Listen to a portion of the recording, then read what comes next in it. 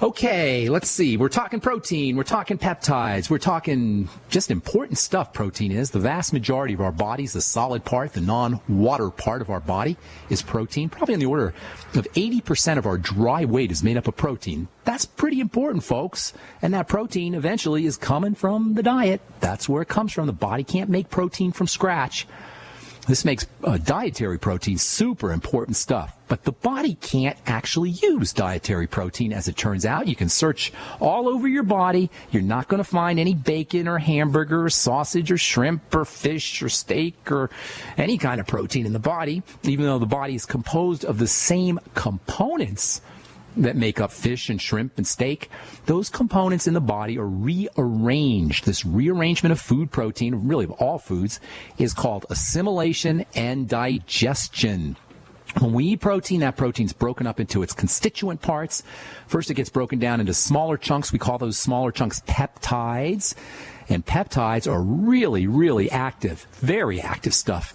There's peptides in foods that can lower your blood pressure. There's peptides in foods that can act as antioxidants, rust protectors. There's peptides in foods that can thin the blood and stabilize cholesterol production and turn on the immune system. There's peptides that can reduce your appetite. And every protein source is going to have a specific peptide blend. The specific mixture, the specific combination of peptides is going to give a food its identifying features. This is what makes a food characteristic, its peptide blend. One of the reasons that whey protein and egg protein are such wonderful sources of protein is because of their particular blend of peptides.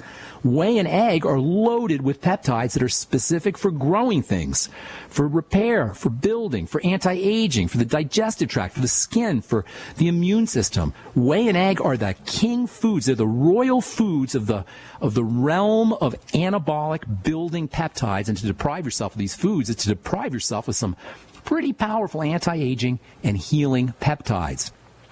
But the activity of peptides, the fact that these things are so active, is also what makes them problematic. Activity could be a dual-edged sword. It could be a good thing or it can be a bad thing. When you're allergic to a food, you are allergic to its peptides. Allergies don't occur in response to vitamins. Allergies don't occur in response to minerals. Allergies don't occur in response to fats or sugars, for that matter. They only occur in response to peptides. So if you think you're allergic to iodine, think again. Nobody's allergic to iodine. You may be allergic to the peptides that are associated with iodine, but iodine is a mineral, and nobody's allergic to minerals. You're not allergic to vitamin C either. My dad swears he's allergic to vitamin C. You can't be allergic to a vitamin. You can only be allergic to a peptide, perhaps a vitamin associated with a peptide, but it's the peptide feature that results in the immune activation that we call allergies. We'll talk about that here in a little bit. So peptides are active. Peptides do things. They're the most active molecules in the body, and they're the most active molecules in food. And all foods are going to have peptides, especially high-protein foods, and this makes protein foods very active. And this makes protein foods and peptides, as important as they are, potential problems. Because they are so active, food peptides are only supposed to get into the blood under tightly regulated conditions. They're never supposed to get into the blood without the permission of the cells that line the digestive tract. So as you're eating a food and that food goes through your esophagus and down your gullet and into your stomach and into your small intestine, from the small intestine into the body, it's got to pass through with permission of the cells that line the intestine. The cells that line the intestine are like bouncers that stand at the door of the circulatory system, of the bloodstream. The holy of holies, the sacred places in the body is the bloodstream. And when you have bouncers that will permit only specific types of foods to get into the blood through the digestive tract, to get into the general circulation through the small intestine. If holes develop in the digestive tract, stuff can sneak in past the bouncers and get right into the blood. This is called leaky gut syndrome, and it is behind almost every health challenge you can think of. This is why we're hitting the digestive system so hard. Whenever we get phone calls on the bright side, whenever anybody talks to me on the telephone or writes to me on Facebook or through email, the first thing I'm going to tell you is focus on digestive health. Focus on patching up that leaky gut. If there's any kind of degenerative condition in the body, i.e. a health condition that does not improve or resolve on its own, that's what a degenerative condition is. If you have any kind of degenerative condition, you are probably dealing with intestinal permeability or leaky gut syndrome. And anything that sneaks into the blood through a leaky gut is a problem. But peptides that sneak through, because of their activity, they're an especially significant problem. We've talked in the past about a specific kind of peptide called lectins, Lectins. Lectins are peptides. They're actually sugar peptides. They're a little piece of sugar attached to a little piece of protein that are produced by plants. And they have some tremendously horrible effects on the body. All kinds of immune problems can be associated from plant lectins, which are a type of peptide. Gluten is the most famous of these kinds of peptides. Gluten is a peptide. If you want a classic example of a peptide that can wreak havoc on our biology, you got to look no further than gluten intolerance, which is a peptide intolerance. Peptides are identifying markers. They're what make a man, and a mouse, and a monkey, and a cockroach, and a broccoli. A man, a cockroach, a rabbit, whatever, we all make peptides, and the peptides that we make are what give us our identifying characteristics, and this is going to have a huge role to play when it comes to autoimmune disease. All right, I'm Pharmacist Ben. You're listening to The Bright Side. We're coming back at you right after this. Don't go away. Okay, bottom of the hour, we're going to be talking to Dr. Holly Wyatt about her book, State of Slim, which is kind of a neat diet book. I guess she doesn't call it a diet book, but it's a weight loss book, and it's got some interesting points on it. We'll be talking about that and why Colorado is actually the slimmest state in the union.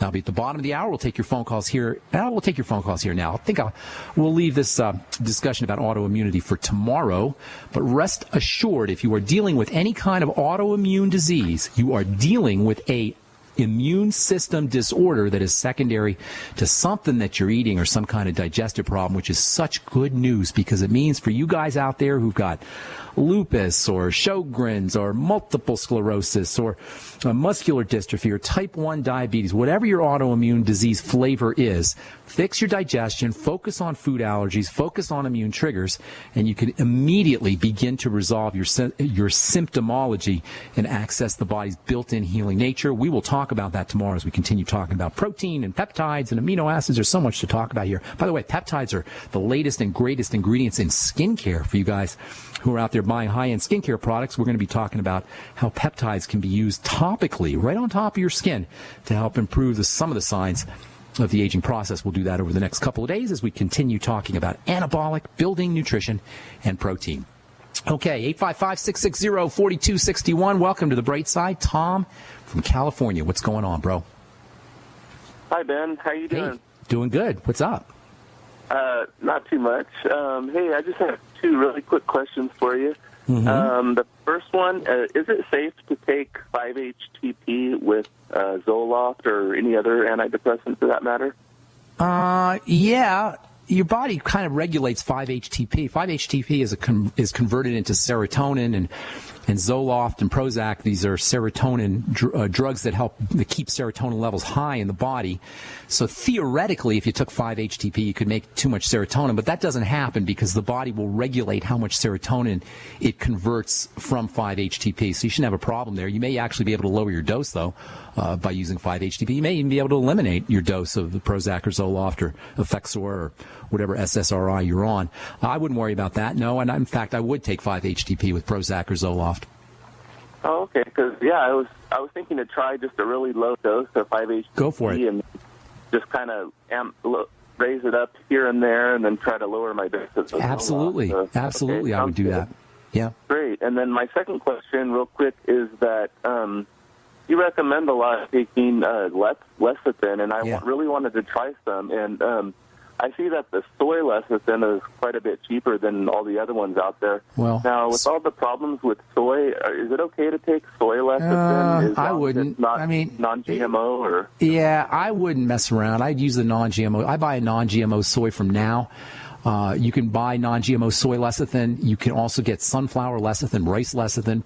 Plants in general will make lecithin, and these days you can get sunflower. You can get organic lecithin, organic sunflower lecithin. You can get rice lecithin or non-GMO organic soy lecithin. I personally use the soy lecithin granules, but yeah, I would stick with the non-GMO organic kind. It's only a little bit more expensive. And you don't have to worry about the GMO or the pesticides or anything else, which probably isn't going to be a problem, but you never know. Go non-GMO, Go organic wherever possible. Okay, thanks. I appreciate it. Sure. Thanks, buddy. Have a good day, Tom. All right, Doug in Missouri, welcome to the Bright Side. What's up? How are you doing today? I'm doing awesome. How about you? Doing good. Just wanted to see if you could give us some guidance. My wife is struggling with, endometriosis. And like mid-May, over a period of 3 days, she became bloated, put on a few pounds, about 10 pounds. She eats very clean, very healthy, et cetera, et cetera. Went to the doctor several times. They ran numerous tests, and, they diagnosed her with endometriosis. Come on, this is so stupid, Doug. They ran tests to tell her that she has endometriosis, right? Like she didn't know that she had endometriosis. So how long they spend a day testing her? Only God knows how much they bill your insurance company and bill you, and then they tell you have endometriosis. Please, this is the craziness with medicine.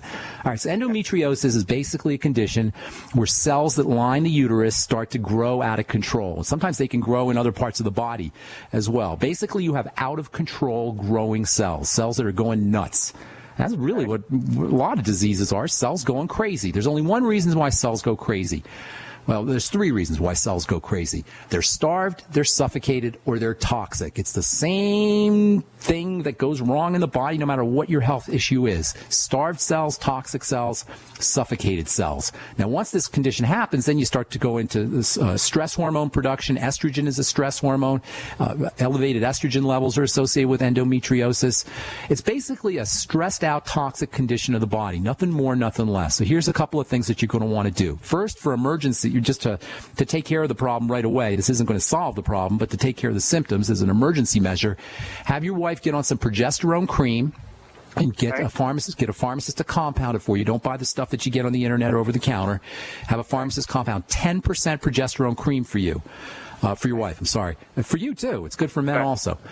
Secondly, she may want to try some pregnenolone, okay? 100 milligrams of pregnenolone. You can buy that at the health food store. Third, for endometriosis, focus on malabsorption of fats. This is especially important for all female reproductive issues. And that means do all the things that we do to help improve the absorption of fats. That means lecithin, apple cider vinegar, digestive enzymes, especially something called lipase, bile salts, and have her take her fatty vitamins, especially E and A, which can counteract some of the effects of estrogen. Have her taking 400 IU of vitamin E and 20,000 IU of vitamin A with her fatty meals and with all of those fat absorption aids that we just talked about. Thirdly, you want to start to work with deep breathing and relaxation techniques. Elevations in stress hormones are associated with endometriosis, so deep breathing techniques can work, and also anything she could do for her adrenal glands will be helpful as well. That means vitamin C in high doses, that means about 5 to 10 grams a day, the Beyond Tangy Tangerine, magnesium, which is important for all female health issues, but it's also important for the adrenal glands. I'd be using the OsteoMag around 1,000 milligrams a day. Make sure she's on the Beyond Tangy Tangerine as well. Have her using the Beyond Tangy Tangerine all day long. Just get her on the Healthy Start Pack, because you're also going to need essential fatty acids, which can be very helpful for endometriosis.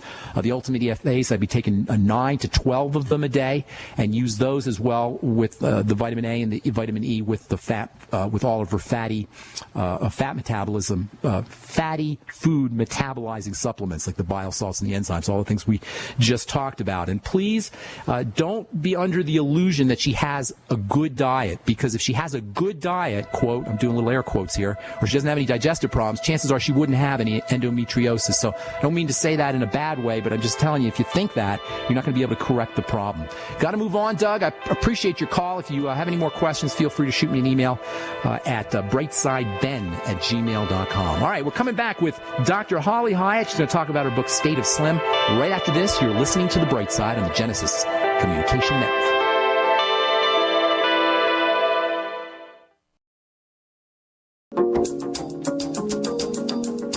All right, welcome back to The Bright Side. We have been talking about protein, as you guys know, for the last couple of weeks or so. We'll probably be talking about protein for the next couple of weeks or so. It's that important. One of the most important reasons that protein and protein foods especially have such a significant have such significant health effects is because their ability to control our appetite. This whole issue of appetite suppression or satiety that's associated with protein is described in a new book by doctors, I should say, James Hill and Dr. Holly Wyatt, a book called State of Slim. Now, State of Slim is not a diet book, as the doctors are clear to point out. Still, there's a lot of good diet strategies in the book, as well as some interesting science, and we're going to be talking today to Dr. Wyatt about some of her and her co-authors' ideas. So, without further ado, please welcome to the Bright Side, Dr. Holly Wyatt. Good morning, Dr. Wyatt. How you doing? Great. I'm doing good. How are you? I'm doing well. Good to talk to you. I was telling you off the air, you must have a great PR agent because I see your book everywhere. And you were telling me it's on the bestseller list, too, as well, right? Well, right now, just in the Denver area. Oh, in the Denver area. It spreads, but definitely in Denver, it's been, I think it was number 6 or something. So that's a good place to start. Well, we're proud of you as a fellow Coloradan. What is it? Why is Colorado consistently considered the skinniest, the thinnest, the healthiest state in the country, in your opinion? Yeah, well, that was really the question we set out to answer a couple years ago. And what we found is there's some characteristics that the people that live in Denver tend to do or are more likely to do. Doesn't mean everybody in Colorado is doing them, but there's more people doing them. And we think that those characteristics or these behaviors are the ones that are keeping the state lean and really make us the leanest state. Give us a couple for our non-Colorado listeners. Okay. One of them is we are active every single day. We make activity just part of our daily life, and we've learned through the people in Colorado, but also through people all over the country that have been successful at losing weight and keeping it off, people in the National Weight Control Registry, that being active every day not just only is good for you from a cardiovascular standpoint, but really helps keep your metabolism at a place where you can be more successful at maintaining your weight, or after you lose weight, maintaining a reduced weight. And it's more than calories. It actually helps with appetite. It helps with adjusting to the fuels you're eating, and so you can burn carbs and burn fat. Helps with fat burning. So it does a lot to really optimize your metabolism. So being active every single day is really essential to being lean. Well, as a chemist, I always had a problem with this calorie in, calorie out kind of idea that dietitians have been so glibly repeated for decades, really. And I guess you're saying the same thing, that it's not, losing weight is much more than just calories in, calories out, correct? Correct. I mean, on one level, it does follow that rule of calories in, calories out, but there's so many things that affect that. And you may do something that, for instance, increases your energy expenditure through exercise. You may burn some calories through exercise, and that's not all it does. It may then affect how many calories you eat, or affect what type of calories you eat, or affect how long you sleep, and all of that ultimately will feed back into that energy balance equation. So in a sense, you can always say, yes, the energy balance equation is true, but it's way more complicated than just how much you eat and how much you move. Everything affects each other, and there's so many ways that the body actually kind of uses that to adjust. Talk a little bit about the biochemistry of weight gain and weight loss, ghrelin, leptin, insulin, things like that, appetite suppressant hormones, things like that. Yeah. Well, what we know is that the regulation of body weight is extremely complex. There's peripheral signals from the fat cells, and probably from the liver, and probably from muscle, and probably from the gut. And all these have signals that actually end up probably in your hypothalamus, and then there's all kinds of neurotransmitters that tell you when you're hungry, tell you when you're full, tell you when you need to eat a certain type of food like a carbohydrate, and they're all interact, and it's a very redundant system. So a lot of times when we tweak the system in one place, the system's been designed to be redundant, so it just adjusts in another. So really, it's a very complex system, and we've seen this time and time again. And it also, when you lose weight, it probably changes so that it tries to push you back to regain the weight. So you have to really understand that and work with the things we know are helpful to prevent that from happening. So if you go into the biochemistry of satiety and satiety-inducing hormones, and then the thyroid, and then the liver, it seems like it's almost impossible to try to hack into the body to try to regulate our biochemistry. Yet we know people lose weight. They lose 20 pounds, 30 pounds. I talk to people on the air and in my practice who lose 100 pounds, 120 pounds even. So weight loss is possible, but the way it sounds, there's so much complexity and so much, as you say, redundancy in the body.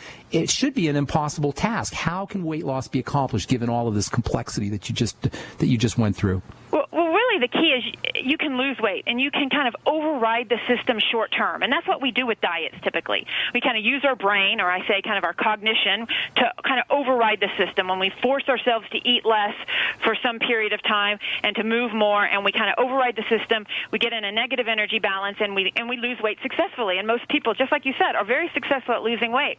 When it becomes hard is longer term, and it's really fighting back against that system for a long period of time, because you're right, the system is wired to kind of push back. And so the key is there's a lot of ways to lose weight, but when we study people who are successful, and they're less number than the people who initially lose it, when we study people who do keep it off for at least a year, if not longer, they are doing some things that we think helps their whole system, their whole metabolism.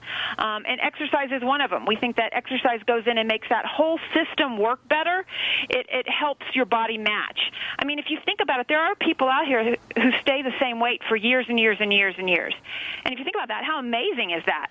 Do they know exactly how much to eat, and whether they should go for a 10-minute more walk, or should they do 3 more minutes on the stair stepper? I mean, how do they know to get in that exact energy balance? Because we know that even small changes in energy balance can lead to weight gain. They don't know what they're doing. They may be doing some things to help their body, but their body's doing it. The body is also designed to match intake to expenditure. And we think that happens, however, at a high level of energy throughput, or a high level of activity is required. And we've become so sedentary that most of our bodies can't do it anymore. So you're saying you're really big on this exercise component, but you're saying it's not exercise. You don't lose weight from exercise. It's the exercise changes your chemistry. Is that correct? Yes, absolutely. And when you look at the number one predictor of people that are successful, not, like I said, not at losing it initially, you do not have to do exercise to lose it initially, but to keep it off 1 year, 2 year, 3 year, they almost all, I would say 90%, it's never 100%, but 90% of them are doing a fair amount, a large amount really, of physical activity. And like I said, it's more than just burning calories. We know that. It's something about optimizing that metabolism so that you can then not necessarily lose more weight, but stay at that reduced body weight, where your body can take however much you're eating and match it with how much you're burning and not cause your weight to fluctuate. Now, how much of this, you use a word in your book that it makes me cringe when I hear this word. It's willpower. Oh, yeah. I hate that word. I love that word. You like it? It always sounds like a battle going on in your body, like you're fighting something. But you feel like it's really important. Talk about the importance of willpower as opposed to hacking into the body and allowing the body's chemistry to do things naturally. You see the distinction I'm making, like overriding the chemistry of the body through your executive center in your brain, which is what willpower is, versus hacking into the body and allowing the chemistry to do the work. Yeah, I think you've got to do both. The key is you have to do both. And so you want a plan where you actually can maximize that chemistry. You can make it the best it is for you, and that's really what State of Slim's about. But also, there's still going to be probably some pushback, and that's where I think the willpower comes in. And I like to think about Doc, we got to take a break. Can you hang on to that thought? Because I do want to address that when we come back, and then I want to talk about some practical steps people can take. So hang tight, Dr. Wyatt. We're talking to Dr. Holly Wyatt about her book, State of Slim. You're listening to The Bright Side. We'll be back right after this. Don't go away.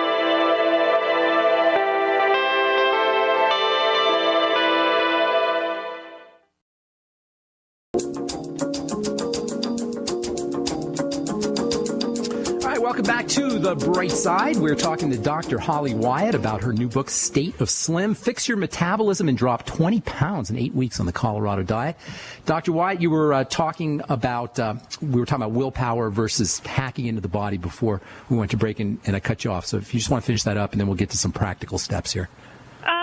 Sure. I think I was just saying that willpower is, I think you need some willpower too, but the key things when it comes to willpower is I think you want to increase it if you can, but more importantly is use it effectively. So take some situations out of your day so that you don't have to use it as much, because it's kind of a finite amount.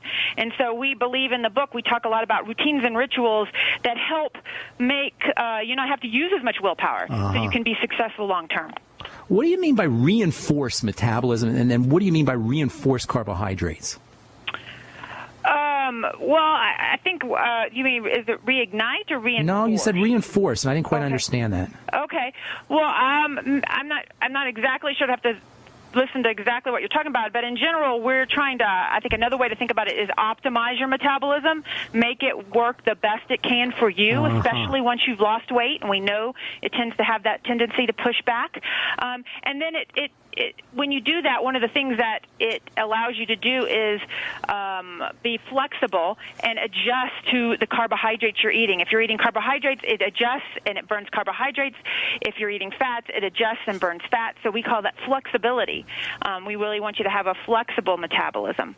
Do you make a distinction between types of carbohydrates? Between what? Types of carbs. Sure, yeah. And in phase 1 of the Colorado Diet, really, we take out all sugar. We keep in some complex carbs, and then we continue adding in complex carbs. But I definitely think about sugar. Sugar tends to turn off fat burning, especially if you're not doing activity. The more activity you do, the more you can have some sugar, and you're going to burn it, and you're not going to have that kind of fat. It's not going to douse or turn off fat burning as much. If you're sedentary, for sure, sugar tends to cause you to store fat. It tends to turn off fat burning within your body. And what's your take on the different kinds of fats? Well, in terms of weight loss, right. A fat's a fat. I mean, it has the 9 calories per gram. It doesn't really make a difference. If you overeat good fats, you will gain weight.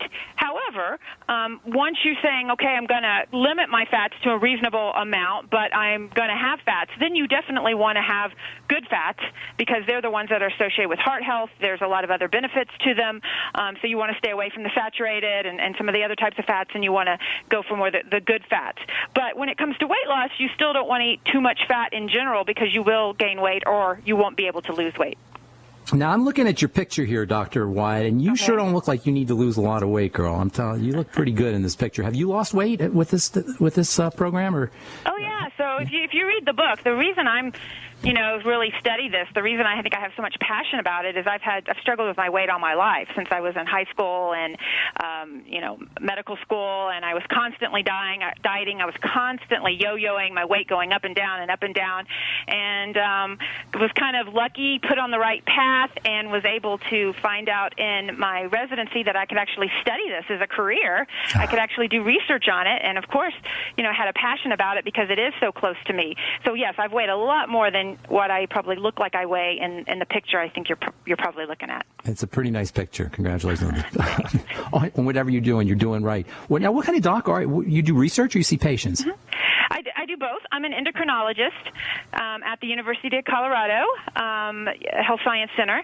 So I see patients actually in clinic, and I do pretty much all weight loss and weight management. That's what my whole practice is. Nice. But I also do research. So I have NIH-funded grants looking at how to help people not lose weight but keep it off. So really my expertise is in weight loss maintenance. So you actually work with patients, and you also work in terms of clients and research as well? Yep, I do both. So you're not doing molecular research. You're doing epidemiological research or working with patients. Yeah, I do clinical research. So I do what I call end-stage kind of translational. So it's really taking what we think works and putting it in clinical trials and putting it out there in the community with people. Very nice. Okay, practical steps. What is your favorite weight loss breakfast, Dr. Wyatt? Favorite weight loss breakfast. Okay, for me, it's absolutely got to start with protein. That's the key for me. If I don't start with a nice amount of protein, I usually struggle for the rest of the day. So I actually prefer a egg white omelet with veggies, and sometimes maybe also a piece of Ezekiel bread or kind of a high-fiber English muffin. That's usually my favorite kind of get-started breakfast. Maybe like a couple hundred calories kind of thing? No, breakfast for me is probably around 300 calories. Okay, good. And then do you eat lunch? Yeah. Oh, I eat probably about 5 times a day. Okay. So how about a lunch? So for lunch, it will depend. I'm very lucky here at the Anschutz Health and Wellness Center. We have a bistro that actually serves State of Slim meals. So I can go down. You're kidding. You got them to do your bookstore meals? Yes. The recipes? That is awesome, Doc. That's awesome. I can go down. I have that. But even before that, I would actually bring all my meals with me in a cooler, which is sometimes what you got to do if you don't have access to healthy meals. So it will probably be some kind of protein. So it will be chicken or fish or something around there, and a vegetable or a salad, most likely. Also, I may have some almonds with that, depending on kind of what my fat content is for the day. Now, people are always asking me about vacations or when they're traveling or they don't have access to foods and they got to stop at fast food joints or stop at restaurants, that kind of thing. What's some good weight loss tips for people who are traveling? Well, I think if you can plan ahead, you should plan ahead and bring some things with you. I think that can make it easier. But if you absolutely have to stop, and you don't have anything else that you can bring with you or add to maybe something you'll get from a fast food restaurant, then I think you have to look for a lean source of protein. A lot of places will have that. Sometimes you can even ask for it kind of a la carte if there doesn't seem to be something, exactly on the menu. And then look for, obviously, a vegetable, hopefully not cooked in oil. But I actually find things, for instance, even Subway, I like their double chopped chicken salad. I think that's something that I get very often when I'm out and I want to grab something. I don't put the croutons on, I don't put the cheese on, and I actually don't use dressing. But I think you can find things that are healthy if you're willing to take a little bit of effort to look around. How about a couple snack type of foods? Well, my favorite snack right now is actually I take a plain, non-fat Greek yogurt, which most people then make a little face and say that's yucky, that's sour, Holly, and I agree. But then I actually sweeten it with some type of water sweetening drop, so like a Crystal Light drop or a Mio drop or something. Like I take the black cherry Mio drops is my favorite right now. What is the sweetener in Mio? Do you know? Let me see which specifically in Mio what they have. There's stevia, but I'm not sure if Mio. I'd have to look on the back. Okay, I'll look that up. Which so you just put a couple drops of yogurt. That's a good snack for you in the middle of the day? Yeah, and I stir it up, and I think it tastes. Mio is sucralose, but stir it up, and so I can flavor it a whole bunch of different ways, and that's something that also has some protein in it, but kind of is a little bit of sweet. And it's a great snack. All right, we got about a minute, Doctor. We're talking to Dr. Holly Wyatt about her book, State of Slim. One takeaway, Dr. Wyatt, that you want people to go home with, we want our listeners to know about weight loss in the State of Slim. One takeaway. Well, I think that you absolutely can be successful if you have the right plan. You need a plan that's going to help you lose the weight, but more importantly, you've got to be getting ready and get your metabolism ready to keep it off once you lose it. And that's really what State of Slim is all about. It gives you the diet to lose, but more importantly, it gives you the plan to be successful at keeping it off. That's awesome, Dr. Wyatt. And your website? Yeah, we have a website at stateofslim.com. And the book's available on the website, I take it. It'll tell you where to go, but our book's available Amazon, Barnes & Noble, pretty much everywhere. Good deal. And we also like us on Facebook. We have a lot of people doing the diet on Facebook, lots of good recipes, lots of good tips. So Facebook is a great resource, too. State of Slim on Facebook? Yes. Yeah. All right, good deal. Thank you so much, Dr. Wyatt. Best of luck to you. Best wishes for the success of your book, State of Slim. Take care. Thank you. Thank you so much. Take care, ma'am.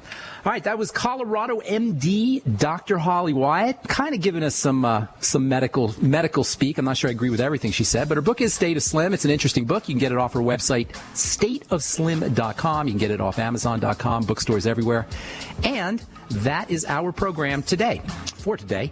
Tomorrow we'll continue talking about protein. We'll continue talking about enzymes. We'll continue talking about how the immune system is involved in enzymes and how autoimmunity is really an enzyme and peptide and digestive health condition. But that should come as no surprise to you guys who have been listening to The Bright Side, because we talk about that almost every day, the link between digestive health and digestive wellness and overall health and wellness. Check out my website, brightsideben.com, and check out our shopping cart. Make sure you take a look at the Beyond Tangy Tangerine. Please check out my blog as well, pharmacistben.com. That's all the time we have for today.